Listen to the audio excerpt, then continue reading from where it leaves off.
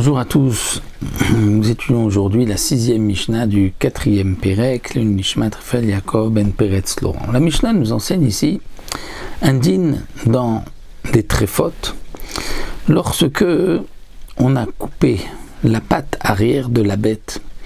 À quel endroit, si on l'a coupé, la bête devient tréfa? Behema, une bête, shenertechu raglea. On lui a coupé les pattes, les pieds, c'est-à-dire les pattes arrière. On voit que la Mishnah appelle les pattes avant yadaim et les pattes arrière raglaim, les mains et les pieds.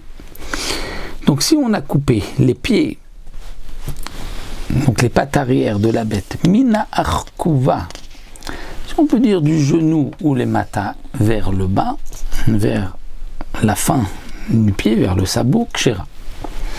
Mais si mina arkuva ou les mala, si c'est du genou vers le haut, psoula, là elle est psoula, c'est-à-dire que la bête est tréfa. Le Barthénora rapporte ici deux explications. Il rapporte une explication, d'abord la première nous dit qu'il y a dans la bête 3 os dans la patte arrière de la bête. Il y a la partie donc du bas qui va se terminer aussi avec la parsa, c'est-à-dire les sabots, des sabots fendus de la bête, qui a aussi au niveau de la on peut l'appeler une cheville aussi à cet endroit-là. Et donc cette partie, donc l'os du bas, qui est avant la cheville et le sabot de la bête, cette partie-là, qui généralement se vendait avec la tête, celle-ci, si on l'a donc coupée, cette partie, donc la bête n'est pas très fin. Ensuite, il y a une autre partie, c'est un os intermédiaire, et il y a justement ce qu'on appelle le tsomet agidim, que nous allons voir dans la Mishnah, c'est-à-dire qu'il y a les tendons de la bête qui sont rattachés donc en bas de cet os-là, proche de la dernière partie du dernier os que nous avons vu de la bête. Et ensuite nous avons une troisième partie qui s'appelle la colite. Donc nous avons la harkouba qui est le etzem à tarton, comme il dit tarton. Ensuite nous avons, si on peut dire, le choc, le genou, et la harkouba ilyona qui est le yer, la colite. Ainsi on peut dire il y a deux articulations entre le premier os et le deuxième, il y a une articulation qu'on appelle la harkouba du haut. Ensuite, entre le deuxième et le troisième, il y a une autre articulation qu'on appelle harkouba tartona. Et en dessous, en bas, au niveau donc, de la cheville, il y a une troisième articulation. Donc, ce que nous explique ici le Barthénora, c'est que la Mishnah nous dit à partir de la harkouba du bas, à ce moment-là, si on a coupé, c'est kasher. Mais la partie du haut, si ça a été coupé, c'est très fin. À partir donc de la fin où il y a les tendons, tsometakidim, si on coupe de là vers le haut, la bête est très fin. Ou bien comme nous dit la Mishnah, si ce tsometakidim, c'est-à-dire là où se retrouvent les tendons, si ça a été coupé, sectionné, enlevé, même si le pied est entier, mais on a enlevé le sommet agdim, la bête est très fin. Le Barthénora nous dit que le Rambam a une autre explication, et le Rambam dit quelque chose qui paraît étonnant, parce que le Rambam nous dit que c'est un peu le contraire. C'est-à-dire que si on a coupé en dessous de la harkouva ilyona, c'est-à-dire de la première articulation, et à cet endroit-là, c'est encore kasher. Mais si on a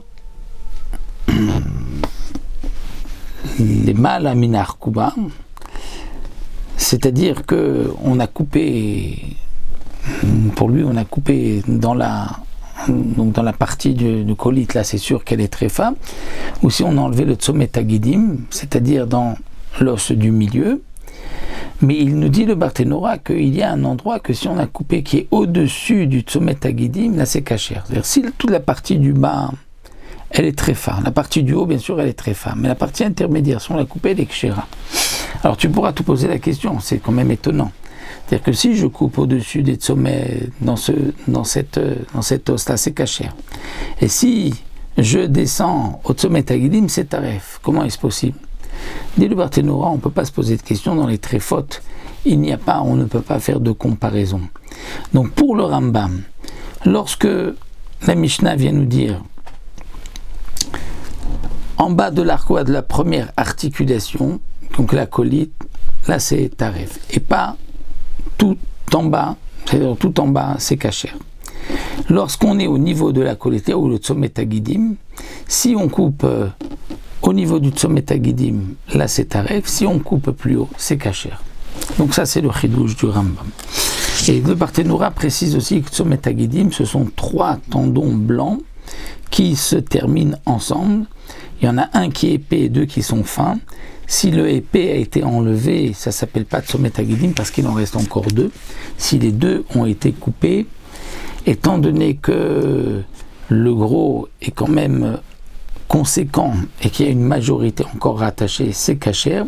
Mais s'il y a le rov de tous ceux-là qui sont coupés, dans ce cas-là, c'est taref, de même s'ils ont été tous enlevés. Le Barthénora nous dit qu'à propos des oiseaux, il y a 16 Tzomet Hagidim, il y a 16 Choutim Levanim, 16 tendons blancs, et même s'il n'y a qu'un seul qui a été coupé, la bête est tréfa.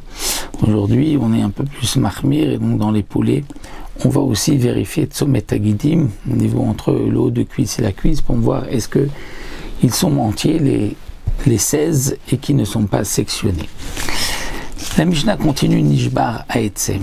Si l'os s'est cassé, l'os au-dessus de l'arc-ou-bas à un endroit qui ne la rend pas très fin, en bas de l'arc-ou-bas, en bas de l'articulation, là où la bête n'est pas très fan, on va dire dans la partie inférieure, alors la Mishnah nous dit quand même Imrov abasar kaem shritato metaharato vimlaven shritato metaharato. Si la majorité donc, de la chair est encore là, à ce moment la shrita rendra kasher ce morceau, parce qu'un morceau qui est détaché de la bête, une patte qui est détachée, la shrita n'a plus d'effet sur cette patte-là.